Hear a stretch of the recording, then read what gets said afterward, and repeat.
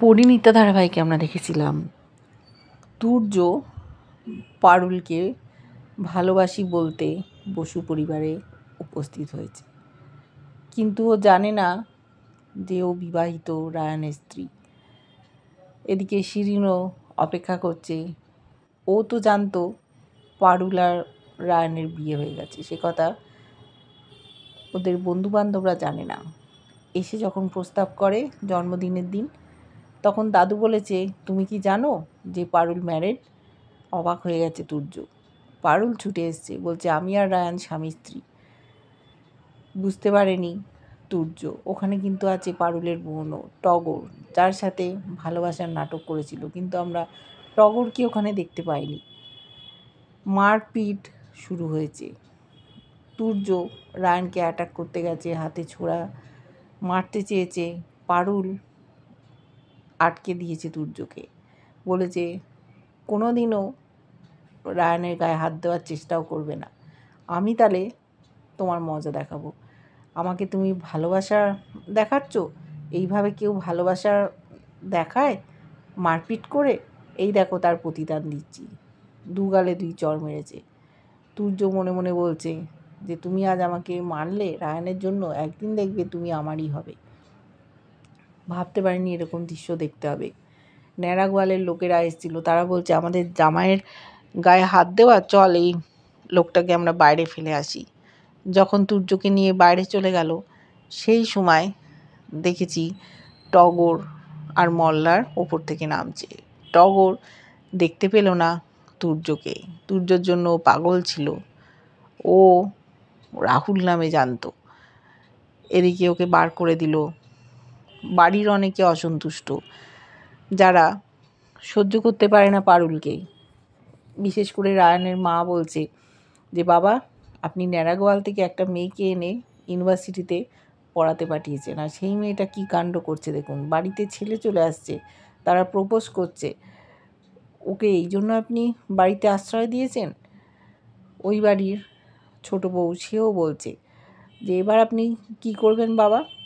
এরকম একটা মেয়েকে বাড়িতে রেখেছেন, তার জন্মদিন পালন হচ্ছে, এটা কি ঠিক হচ্ছে? বড় মেয়ে সেও প্রতিবাদ করছে। রায়ান হঠাৎ চিৎকার করে উঠেছে, তোমরা পারুলকে নিয়ে একটাও খারাপ কথা বলবে না। পারুল এসবের বিন্দু বিসর্গ জানতো না। ওর বন্ধু সার্কেল আছে, তাদের সাথেও মেলামেশা করে, হাসি মজা করে, কিন্তু কেউ যদি কাউকে ভালোবাসে তাতে ওর কী দোষ? ও তো আর বলেনি। তুর্যর ঘরে পারুলের একটা বড় ছবি টাঙিয়ে রেখেছে। পারুল কি বলেছে আমি জানি, পারুল কি কথা বলে না বলে, কত দূর যেতে পারে, ওর দিকে আমার নজর আছে। তাই তোমরা কেউ পারুলকে নিয়ে খারাপ কথা বলবে না, এই আমি বলে দিলাম। সবাই অবাক হয়ে গেছে, দাদু অবাক। দাদু বলছে এবার তোমরা বুঝলে তো, সব শুনতে পেলে, আর কিছু বলার আছে? রায়ানের মাও অবাক হয়ে তাকিয়ে আছে, ছেলে কি বলছে। পারুলের চোখে জল, যে রায়ান ওর সাপোর্ট নিয়ে কথা বলবে বুঝতেও পারেনি। ওদিকে তুর্য নিজের ঘরে বসে অপেক্ষা করছে, ভাবছে যে পারুলের বিয়ে হয়ে গেছে, আমরা তো কেউ জানতে পারিনি, তাও আবার রায়ানের সাথে, বসু পরিবারের বউও। এ কথাটা কেউ জানে না কেন? ওরা চেপে রেখেছে কেন? নিশ্চয়ই কোনো ব্যাপার আছে। আমি ওর বন্ধুবান্ধব সকলকে বলে দেব, দেখি কি হয়। এদিকে পারুল চিন্তা করছে, তুর্য জেনে গেল ওরা স্বামী স্ত্রী, ইউনিভার্সিটিতে গিয়ে বলে দেবে, তখন কি হবে? রায়ানও তাই ভাবছে। পারুল বলল, বলবে, তখন দেখা যাবে।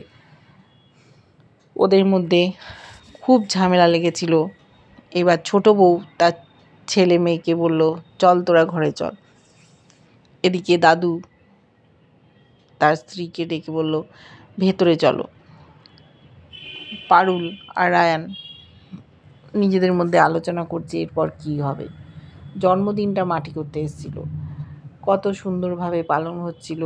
রায়ান একটা উপহার দিয়েছিল ওকে, চুড়িদার দিয়েছে, সেইটা পরেছে পারুল। কোনো মেয়ের জন্য কোনো দিন ও উপহার কেনেনি, কিন্তু পারুলের জন্য কিনেছে।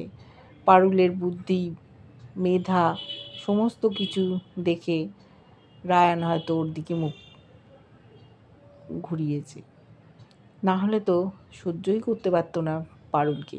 আস্তে আস্তে বুঝেছে যে পারুল ভালো মানুষ, সকলের মঙ্গল করে। শিরিন সেরকম না। শিরিন হয়তো ওকে সত্যিই ভালোবাসে না, কিন্তু একটা অধিকার বোধ রয়েছে, আর যে কোনো প্রকারেই আটকে রাখতে চায় রায়ানকে ওর কাছে, পারুলের কাছ থেকে সরিয়ে দিতে চায়। কিন্তু পারুল ওরকম না। বিপদে আপদে সব সময় পরিবারের পাশে দাঁড়িয়েছে। শিরিন রায়ানকে নিয়ে চলে যেতে চেয়েছিল, আলাদা থাকতে চেয়েছিল, পরিবার থেকে আলাদা করে দিয়েছিল। পারুল সেরকম মেয়ে না। এইবারে আমরা দেখব ইউনিভার্সিটির ছেলে মেয়েদের তুর্য কী বলে। ও তো একটা বদলা নেওয়ার চেষ্টা করবেই, সবাইকে জানিয়ে দেবে। তখন এদের মুখ কোথায় যাবে? জানাজানি হয়ে গেল, একজন জানলো মানেই সবাই জেনে যাবে। এদিকে পারুলের মা কান্নাকাটি করছে, বলছে যে তোর জন্য আজকে আমাদের মান সম্মান চলে গেল, তুই কি করেছিস? এরকম একটা ছেলে এসে ভালোবাসি বলছে তোকে। ও বলছে, অন্যান্যরাও বলছে যে এতে তো পারুলের কোনো দোষ নেই, পারুল তো কিছু করেনি। শ্বশুর বাড়িতে মেয়ের ছোট হয়ে যাচ্ছে, অনেকে দোষারোপ করতে চেয়েছিল যে আপনি কেমন মানুষ করেছেন আপনার মেয়েকে। পারুল বলেছিল আমার মাকে নিয়ে কেউ কোনো খারাপ কথা বলবে না, যা বলার আমায় বলো। আর আমি তো কোনো দোষ করিনি, কেউ যদি এসে আমাকে ভালোবাসার কথা বলে এতে আমার কি দোষ আছে? সেটাও সত্যি কথা। ওর মা কান্নাকাটি করছে বলে মাকে চুপ করতে বলেছে, যে তুমি ভয় পেও না, আমি এমন কোনো কাজ করব না যাতে পরিবারে মুখে চুনকালি লেপে যায়। রায়ান ও পারুলের পক্ষ নিয়ে কথা বলছে। পরিবারের অনেকেই ভালোবাসে পারুলকে। পারুল নিজের যোগ্যতায় সকলের মন কেড়ে নিয়েছে। দেখতে থাকবো এরপর তুর্য কী করে। কেমন লাগছে ধারাবাহিকটা জানিও। ভালো লাগলে লাইক কমেন্ট সাবস্ক্রাইব করে যারা ফেসবুক পেজ থেকে দেখছো ফলো করে সাথে থেকো।